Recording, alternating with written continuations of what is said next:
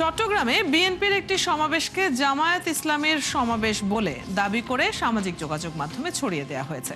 শুধু তাই না, বিএনপির দুই শীর্ষ নেতার সঙ্গে ভারতের গোয়েন্দা সংস্থা র এর কর্মকর্তার গোপন বৈঠকের একটি দাবি সোশ্যাল মিডিয়ায় ভাইরাল হয়েছে। তবে দাবিটি মিথ্যা। দর্শক, চলুন শুরুতেই এমনই কিছু ফ্যাক্ট চেক দেখে নিই।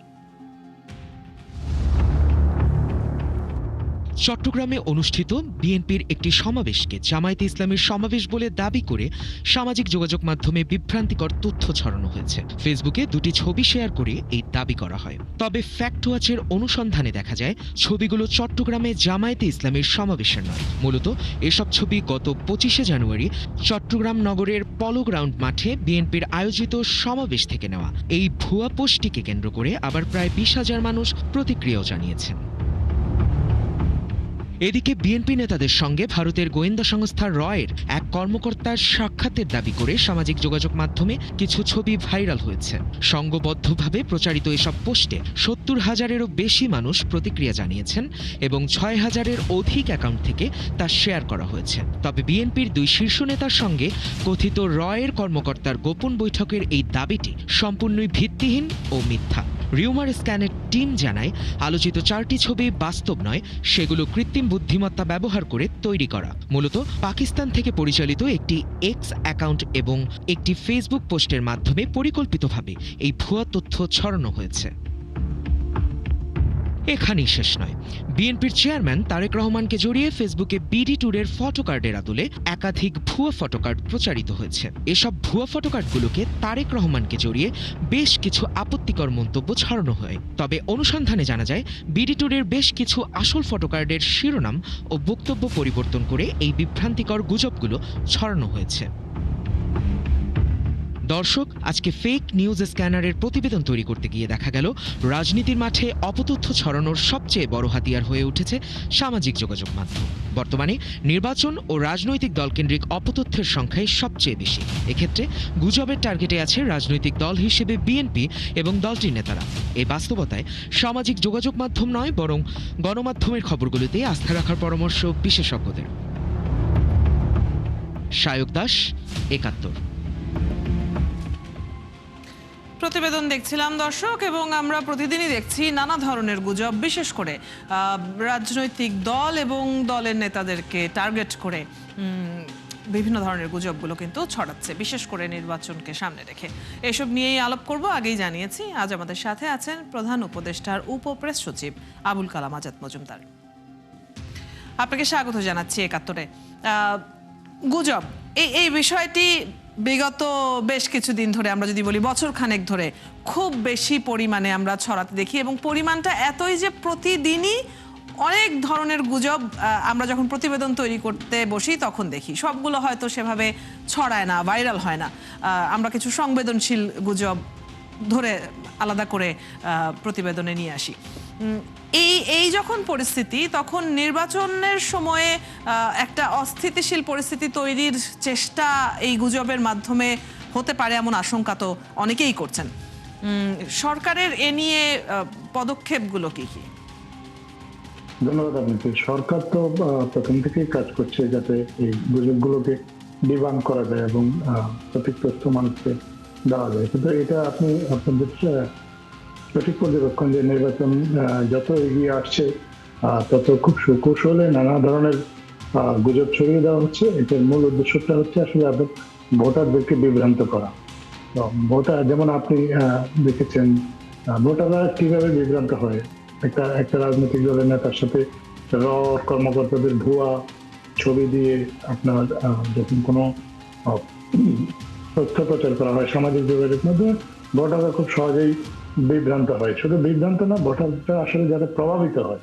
তো এক্ষেত্রে আমরা দেখছি যে নির্বাচন যত এগিয়ে আসছে এই কাজগুলো খুব সূক্ষ্মভাবে করছে। আমরা মনে করি যে এটা রাজনৈতিক দলগুলোরও এই মুহূর্তে আসলে একটা বড় দায়িত্ব রয়েছে, তাদেরকে কেন্দ্র করে বা তাদেরকে ঘিরে যে ধরনের অপপ্রচারগুলো হচ্ছে সেগুলো যাতে খুব দ্রুত তারা শনাক্ত করে আবার তারা এই বিষয়ে সাধারণ মানুষকে সচেতন করতে পারে। কারণ আলটিমেটলি কিন্তু এফেক্টেড বেশি হবে রাজনৈতিক দলগুলো। কোনো নির্দিষ্ট রাজনৈতিক দল যদি আসলে এই ধরনের অপপ্রচারের কারণে যারা ভোটার বা সাধারণ ভোটাররাও তাদের বিপক্ষে জনমত চলে যায়, তাহলে সেটা রাজনৈতিক দলের জন্য একটা বড় ক্ষতি। তো আমরা মনে করি সরকার তার নিজস্ব অবস্থান থেকে দায়িত্ব পালন করছে, রাজনৈতিক দলগুলো এই দায়িত্ব পালন করবে। আর একটা জিনিস হচ্ছে যে আমরা যে জায়গাটাতে আসলে এইবার খুব বেশি ফোকাস কেউ করছে না, সেটা হচ্ছে যে প্রপাগান্ডা। আপনি আমরা গুজব নিয়ে আপনারাও দেখছেন সামাজিক যোগাযোগ মাধ্যমে যেগুলো গুজব আপনারা চিহ্নিত করে আপনারা সেই গুজবগুলোকে আপনারা ডিবাঙ্ক করছেন। রাজনৈতিক দলও করছে, সরকারও করছে, আবার ব্যক্তি পর্যায়ে থেকেও করা হচ্ছে। কিন্তু যে জিনিসটা আমরা সবচেয়ে বেশি ক্ষতিকারক মনে করছি সেটা হচ্ছে যে আপনার প্রপাগান্ডা। নির্বাচনকে ঘিরে যেমন কিছু পরিকল্পিতভাবে কিছু প্রপাগান্ডা ছড়ানো হচ্ছে, এবং সেই প্রপাগান্ডা গুলোতে শিক্ষিত লোক বিভ্রান্ত হচ্ছে। যেমন একটা প্রপাগান্ডার কথা আমি উদাহরণ হিসেবে বলতে পারি। বলা হচ্ছে যে জুলাই সনদে যদি হাঁ ভোট জয়যুক্ত হয় তাহলে বর্তমান অন্তর্বর্তীকালীন সরকার আরো 180 দিন তাদের ক্ষমতা ধরে রাখবে। এটা একেবারেই মিথ্যা এবং ভুয়া একটা প্রচারণা, এবং পরিকল্পিতভাবে এই প্রপাগান্ডাটা ছড়ানো হচ্ছে, যার ফলে সাধারণ মানুষ খুবই বিভ্রান্ত হচ্ছে। এবং এই প্রপাগান্ডাগুলো কিন্তু কোনো গুজবকারীরা করছে না, এটা অনেক সুশীল মানুষও এই ধরনের প্রপাগান্ডা ছড়াচ্ছে। আমরা দেখেছি এটা কিছু কিছু সংবাদ মাধ্যমও এই ধরনের প্রপাগান্ডা করেছে। এর পাশাপাশি যেমন আরো কিছু প্রপাগান্ডা ছড়ানো হচ্ছে। জুলাই ভোটে মাঝখানে কিছুদিন আমরা দেখেছিলাম জুলাই ভোটে যদি হাঁ জয়যুক্ত হয় সংবিধানে বিসমিল্লাহ থাকবে না। আবার কিছু কিছু লোক আপনার প্রপাগান্ডা ছড়াচ্ছে যে জুলাই সংস্কার প্রস্তাব যদি জয়যুক্ত হয় তাহলে কুমিল্লা এবং ফরিদপুরকে আলাদাভাবে বিভাগ করতে হবে। এই ধরনের যে প্রপাগান্ডাগুলো এগুলো শুধুমাত্র মিথ্যা যে তা নয়, এটা ভোটারদেরকে প্রভাবিত করার জন্য উদ্দেশ্যমূলক এবং পরিকল্পিত প্রচারণা আমরা মনে করি। তো এইটা আমরা শুধুমাত্র ফ্যাক্ট চেকিং এর মাধ্যমে আমরা গুজবকে হয়তো ডিবাঙ্ক করে আমরা বলে দিচ্ছি যে এটা সত্য নয় এই সংবাদ, বা বিএনপির জনসভার ছবি দিয়ে জামাতের জনসভা হিসেবে যদি প্রচার করা হয় আমরা সেটা ধরতে পারছি। কিন্তু এই নির্বাচনকে ঘিরে, বিশেষ করে জুলাই সংস্কারকে ঘিরে যে অপপ্রচারগুলো হচ্ছে, জুলাই সনদ বাস্তবায়ন প্রস্তাবনা নিয়ে, গণভোট নিয়ে, এইগুলো কিন্তু আসলে আমাদের সামাজিক যোগাযোগ মাধ্যমে এগুলোকে ডিবাঙ্ক করার প্রবণতা অন্যদের খুব কম। এটা আমাদের সরকার থেকে আমরা যথাসাধ্য চেষ্টা করছি, কিন্তু আমাদের মূলধারা গণমাধ্যম এই বিভ্রান্তিগুলো দূর করার জন্য খুব বেশি উদ্যোগী হচ্ছে না, বরঞ্চ ক্ষেত্র বিশেষে তারা নিজেরাই এই বিভ্রান্তিগুলো ছড়িয়ে দিচ্ছে। আমরা মনে করি এটা বিপজ্জনক একটা প্রবণতা, এটা এবং আমাদের মানুষের জন্য এটা ক্ষতিকারক, আমাদের দেশের জন্য ক্ষতিকারক। আমাদের মানুষকে সঠিক তথ্যটা জানানো আমাদের সবার দায়িত্ব, এবং সঠিক তথ্যটা যদি আমরা জানাই তাহলে আমাদের দেশের মানুষ সঠিক সিদ্ধান্তটা নিতে পারবে, যেটা তারা উপযুক্ত মনে করবে সেই সিদ্ধান্তটাই তারা নেবে। কিন্তু তাদের যে ইনফর্মড চয়েস আমরা যেটা সবসময় বলে থাকি, বিশেষ করে ভোটের ক্ষেত্রে, কারো দ্বারা বিভ্রান্ত না হয়ে সে জেনে বুঝে তার সিদ্ধান্তটা যদি তিনি জানাতে পারেন একজন সম্মানিত ভোটার, তাহলে এটা সার্বিকভাবে দেশের জন্য মঙ্গলজনক। তো আমরা মনে করি নির্বাচনের আগে আমাদের যত স্টেক হোল্ডার আছে, সরকার তো অবশ্যই তার জায়গা থেকে চেষ্টা করবে, পাশাপাশি রাজনৈতিক দল এবং আমাদের গণমাধ্যম এবং আমাদের যে সমাজের যে যারা ইনফ্লুয়েন্সার হিসেবে যারা কাজ করে, তারাও আসলে এই বিভ্রান্তিকর প্রচারণাগুলো থেকে যাতে জনগণ কোনোভাবে বিভ্রান্ত না হয়, প্রত্যেকে তার অবস্থান থেকে নিজ নিজ অবস্থান থেকে। এবং এই নির্বাচনের সময়টিতে আসলে নিরাপত্তার ইস্যু নিয়েও একটু আলাপ করতে চাই, তবে একটা বিরতির সময় হয়েছে। আপনাকে অনুরোধ করছি আমাদের সাথে থাকবার জন্য। বিরতির পর আপনার কাছেই ফিরছি আবারও। দর্শক, আজকের আয়োজনে এই মুহূর্তের সময় একটা ছোট্ট বিরতির, ৭১-এর সাথেই থাকুন। বিরতির পর আবারও আমন্ত্রণ জানাচ্ছি রিউমার চেক নিয়ে ৭১-এর নিয়মিত আয়োজন ফেক নিউজ স্ক্যানারে। চলে যাচ্ছি সরাসরি আমাদের অতিথির কাছে। বিরতির আগে আলোচনা হচ্ছিল আপনার সাথে, এবং আমি যেমনটি বলছিলাম যে একটু নিরাপত্তা প্রসঙ্গ নিয়ে, আইন শৃঙ্খলা পরিস্থিতি নিয়ে আমি জানতে চাই। অনেক সাধারণ ভোটাররাই নির্বাচনের দিন নিরাপত্তা নিশ্চিত হবে কিনা সেটা নিয়ে দুশ্চিন্তা প্রকাশ করেছেন। অনেকেই নির্বাচন কমিশনের ওপর আস্থা অনাস্থার একটা দোলাচলের ব্যাপার লক্ষ্য করা গেছে। এই সব প্রসঙ্গে আপনার মন্তব্য জানবো। ধন্যবাদ আপনাকে। আমরা নির্বাচনের তফসিল ঘোষণার পর থেকে আমরা আসলে দেখছি যে প্রথমত একটা মহল তো খুব সুকৌশলে সংশয় উৎপাদন করার চেষ্টা করছে নির্বাচন হবে কিনা। আবার বারবার বলা হচ্ছে আমাদের আইন শৃঙ্খলা রক্ষাকারী বাহিনীর তাদের সক্ষমতা নিয়ে প্রশ্ন তোলা হচ্ছে, আইন শৃঙ্খলা রক্ষাকারী বাহিনী নির্বাচনের দিন আইন শৃঙ্খলা রক্ষা করতে পারবে কিনা, এটা তাদের সামর্থ্য নিয়েও অনেক প্রশ্ন তোলা হচ্ছে। কিন্তু বাস্তবতা হচ্ছে আমরা এখন পর্যন্ত যে পরিস্থিতি দেখছি, বিশেষ করে নির্বাচনী প্রচারণা আনুষ্ঠানিকভাবে শুরু হওয়ার পর আমরা মনে করি যে মোটামুটিভাবে দেশে একটা শান্তিপূর্ণ পরিবেশ বজায় রয়েছে। কিছু কিছু ঘটনা ঘটছে, এগুলো কোনো অস্বীকার করার কোনো সুযোগ নেই। নির্বাচনে এত বড় একটা নির্বাচনে কিছু ঘটনা ঘটবেই, এবং এবারের নির্বাচনটা যেহেতু অনেক বছর পর একটা প্রতিদ্বন্দ্বিতাপূর্ণ নির্বাচন হচ্ছে, সেখানে কিছু ঘটনা ঘটা একেবারে অস্বাভাবিক কিছু নয়।